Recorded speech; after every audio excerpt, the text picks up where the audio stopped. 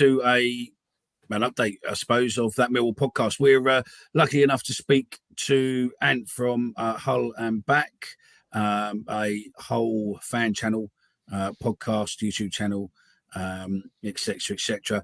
And obviously, as we're signing or potentially signing George Honeyman, I thought it'd be a good opportunity to speak to Ant and just get a lowdown on George. So before we do that, so welcome to the show. Ant, how you doing? You all right, fella? I'm all right, yeah, mate. Thank you. What are you? What's that? I said I'm all right, thank you, mate. What about you? Yeah, not too bad, mate. Not too bad. It's I think the weekends go too quickly, and the working week suddenly seems as if it never stops. And I think it's probably worse that mine. I had people contact me over the weekend what I had to do, so it's sort of it makes you feel as if you've been working all weekend. But hey ho, good few days in the transfer market for us. Not necessarily to you. So I suppose the first question I'll have to you would be describe George Honeyman as a player, and what sort of roles does he normally play in, and or is it in the midfield, or what sort of player he is, and where does he normally play for you? So Honeyman, when we first signed him, I think it was 2.5 years ago. It was Grant McCann's first season in the Championship, and we kind of tried utilising him as like a defensive midfielder, and the fans really weren't a fan of him. He couldn't do that role whatsoever. And after getting relegated to League One, he sort of, I don't know, I think he needed that knockback in the leagues to get back into his rhythm. And we utilised like a 4-3-3 system, and Honeyman and alongside Doherty would play this box-to-box midfielder role. So he became a player that was absolutely crucial to everything we did. If George Honeyman had a bad game, we had a bad game. He was our main creative outlet. I think he got 14 assists in League One, and he was probably near enough top of our assist charts last season as well. And he was injured for the first 2 months of it. He's a minimum 7 out of 10 every week. He leads by example. He tracks back, he defends, he gets the ball, he's good at delivery on set pieces, he pops up with goals, never stops running. I think back to the game where we went to extra time against Everton in the Cup, and he was still running as though it was like the 5th minute, and it was like the 117th. He's literally just a dynamo. But I think any Championship club, especially a club that's in like mid-table trying to reach them playoff places, Honeyman is a very good addition because, like I say, he'll get you at least 10 goals, whether it be assists and goals combined per season. And obviously, we're going to miss that now, but I suppose our loss is your gain. Yeah, no. I mean, would you describe him as a fan's favourite then? He was. In the last 2 years, he was definitely one of our best players. He was. Whenever a team gets a player that's sort of crucial to their success, they always become endeared to the fans, don't they? And no, definitely. I mean, we get onto the bit where you sort of quavered there in a minute, but I mean, he's 28 years old. He's played over 200 games or career games as such. Why is he leaving? I mean, is he injury prone? Is there? And now I allow you to have free open will in our conversations what we've had. So yeah, off you go. Yeah, well, I think he came through the Sunderland Youth Academy in about 2015. So he's actually probably only had a shorter career than most players because they usually come through as teenagers, whereas he seems to be quite old when he's come through. But no, he's played just about 120 games for us, I think, over the course of 3 seasons, and ever present the last 2 years. But for him leaving, it's looking like, obviously we've got a new owner, we've got a new manager, the club's going in a different direction to what it was when we had him. And I think he enjoys being the first name on the team sheet every week. We're linked with numerous midfielders. He's probably looking at his game time, worried about whether or not he's going to be a starter, and he don't want to be sat on the bench kind of thing. But then there's also a few whispers coming out from the club in the last year or so that were kind of dismissed, but have turned out to be true, where he's not really a fan of the new manager and his training methods and things like this. I mean, obviously, I don't know if this is all true, but there's a little murmur of discontent from 2 or 3 of the players that a couple have left by now, and then Honeyman's the latest one on that charge. We have offered him 2 or 3 contract, I think, extensions. He's rejected every single one, so it's clear that he doesn't want to be here. you've offered him a long deal as well. You've offered him a 2-3 year deal as well, and he's refused it, hasn't he? Yeah, he's rejected every offer that we've put in front of him. I don't know if it's to do with length or money, or maybe he just doesn't want to be here. From the sounds of it, it just sounds like he don't want to be here under the new era. To be fair though, London, surrounding areas, Hull. Yeah. London, surrounding areas, Hull. It's not really much of a choice, is it? And I mean, he's 28 years old as well, so he's coming up to like the prime of his career. And realistically, if you're going to have the opportunity, like you say, to move to London and get a 2-3 year contract up into your 30s and still be in a good area to maybe either extend that deal or find another local club in the area, that he's putting himself in a good position to do that. And like you say, you don't want to keep players here that don't want to be here at the end of the day. If he wants to move on, then fair play. You know, we exercise the option of his extended year, but I just think that was so that we could listen to offers and get some money for him rather than let him go for free. Yeah, I mean, the rumours are it's less than $1 million for him, which obviously when we had a chat last night about that, you said that was a bit cheap. Yeah, I mean,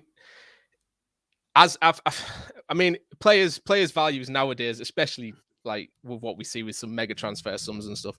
To me, like obviously a player's transfer reflects of their form, how important they are to your system, your club, how consistent they've been, things like that. To me, the fact that Honeyman's been our best player, well, one of the best players in the last 2 years, and has had some very good stats for us, you'd be looking at, you know, at least $1 million for me. So anything less than I'm very surprised about. But it's just sounding like we kind of just want to get rid of players, because even Malik Wilkes is supposedly going to Sheffield Wednesday in League One for about 200 grand, and I didn't think that's an absurd sum of money for what we could have got for Wilkes. So maybe it's just a case of we want him gone. No, that's it. Obviously, we're on a championship chat group. Obviously, what we started fairly recently. Now everything's all the teams are in there, and there's some quite knowledgeable people on that group. I mean, there seems to be a lot of stuff around transfers and everything else. Do you think it's literally that it's all about his game time and stuff? Obviously, with some of the conversations, or do you think that possibly he is a bag egg and the club just wanted rid of him? I mean, I don't really want to do that, to go too much into that, because obviously he's coming to us and we don't know both sides of the story. But you know, in your point of view, is it that the club just wants red, or is it the fact that he just wants first team guaranteed football, especially where you were in League One, weren't you? So, I mean, to me, I wouldn't like to think that Honeyman was one of them players who would sort of, you know, either incite or get involved with any sort of discontent in the dressing room, especially considering they knew how much the fans needed a change in ownership and a change in direction. It just seems weird that a few players would go against that. So I don't want to believe that side of things, but then again, when you see the pictures of what was claimed to have been going on, it's all been fairly accurate so far. You know, the likes of Eves and Smallwood apparently were going to be moved on in the summer. They've already have done. You know, Elder and Honeyman angling for moves away, and Honeyman's already started this now. So it's and this was conversations that took part months ago compared to stuff that was very recent, isn't it? Yeah, so around in and around, I think the first month or two of the new ownership, and a few players are saying that they're not happy about, you know, some players were training really well but then not playing. Some don't like his training methods apparently. Some don't.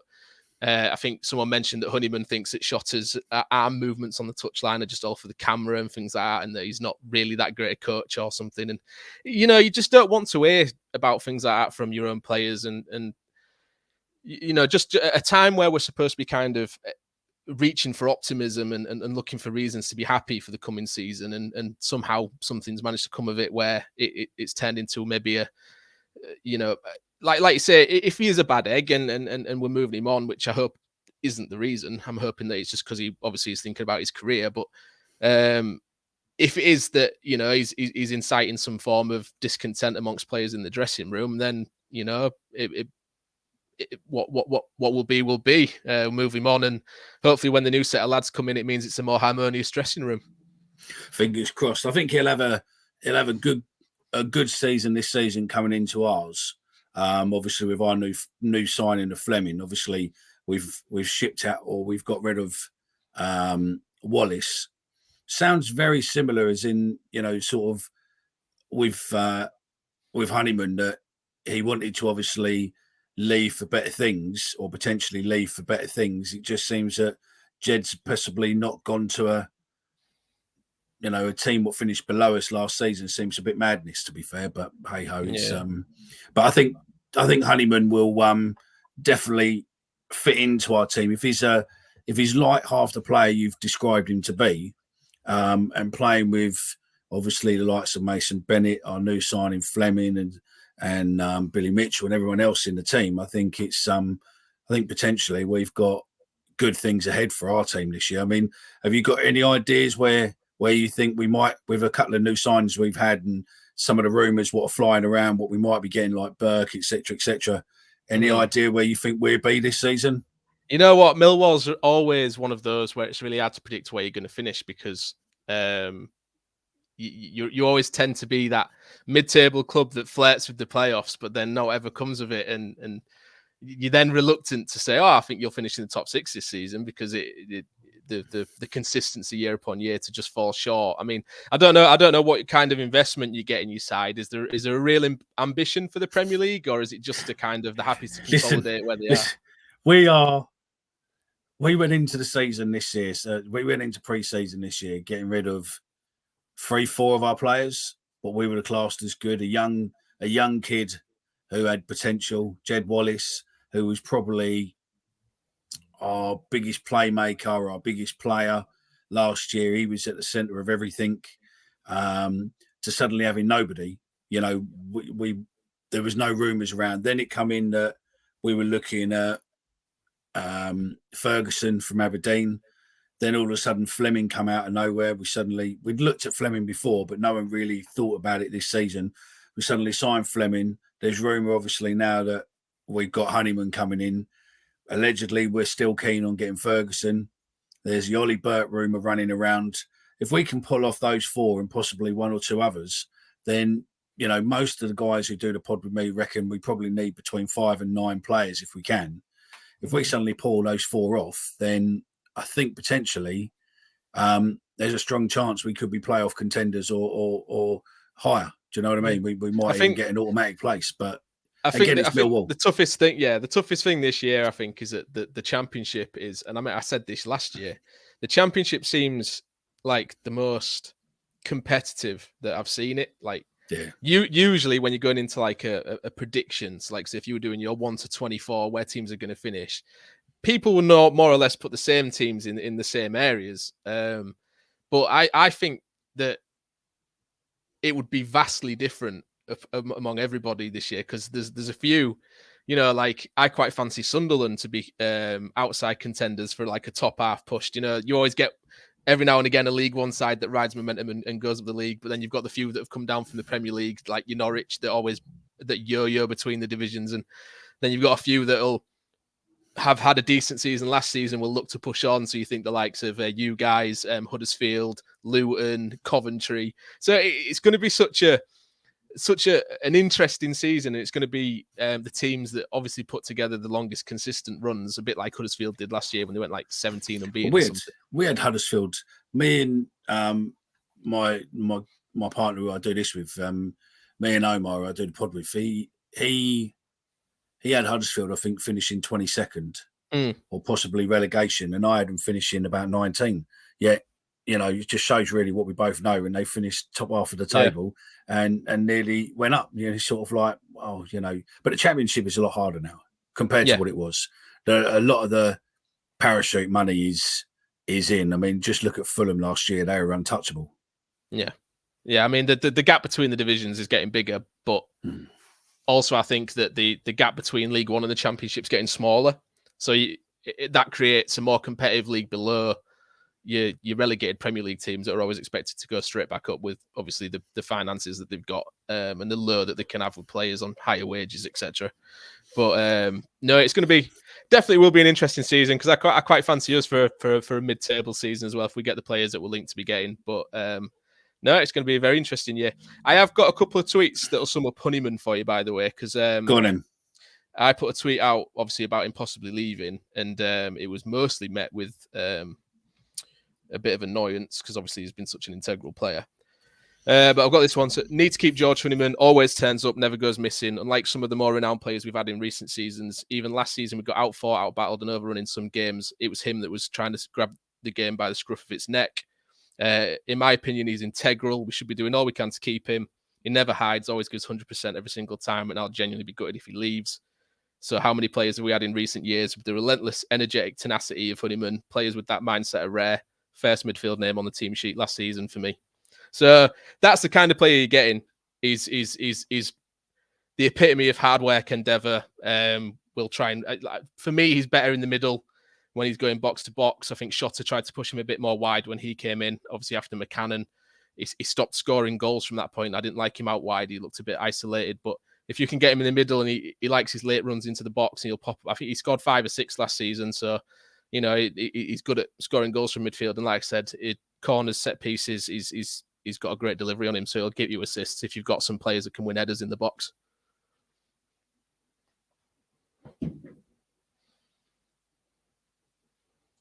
I saw obviously his goals, his goal footage. I think what a few people have done.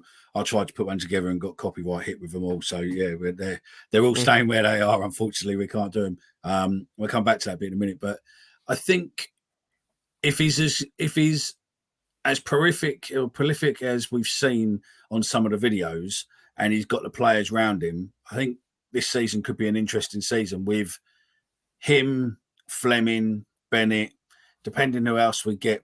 You know, if we get a couple of strikers as well, then I think our biggest fault last year was scoring goals. And obviously we need to replace Jed. And if we've done that in the 2 signings so far, potentially, then yeah, it could be a good season. But yeah. Have you noticed, just one thing before we end, have you noticed that the Football League in the FA are a lot more on it now with match footage? Yeah, I think they're trying to. I don't know what they're trying to do. I was going to say I think they're trying to stop sort of piracy and streaming and stuff like that, but it's not going to make a difference, is it? No matter what they do. I think they're just trying to feel as though they're more interactive with fans and that they, you know, can. They seem to be. There's a lot more copyright strikes for people like us who want to do little bits of footage. I can understand if it's within the embargo times, you know, if it's on a Saturday afternoon or Sunday, but shows will come out in the week. Surely they should have a little bit of grace, but hey ho, it's the FA, I suppose, and the EFL. It's all about the money. They should have like an application thing where like they have a library of clips from every specific club that you as a content creator can then sort of request use of footage for. So it kind of gets all around that sort of red tape legal stuff and copyright malarkey. Whereas they can say, right, you can use this, but you've got to request permission for it. And for what reason? Like you're not selling it or whatever. And also give them full credit. If you gave them full credit and everything else, then it's okay. I mean, you're just saying this is the EFL's and we're showing you it. There's no wrong with that. I had a copyright strike earlier when I put his goals together for Gillingham versus Sunderland. And you're like, why?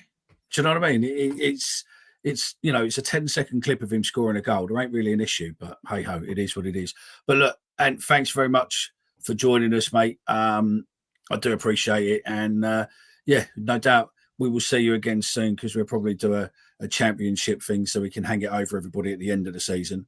A prediction league. So yeah, we'll see where we go. But look, if you're into Hull, then Hull and represents a Hull podcast. Give us a shout and how people can find it. We're on Twitter, Facebook, Instagram. We're not on TikTok. I'm on TikTok, but we're not. It's just at Hull_and_back. We're trying to improve as we go along. We're learning. We've only been a podcast for 2 years, so we're still same as us. Yeah, exactly the same as us. Last year we started during lockdown, and last year was sort of like our first proper season. So we're slowly but surely getting there and getting the tech up to speed and getting people involved and everything else. It's good fun, but it's not an easy job though, is it?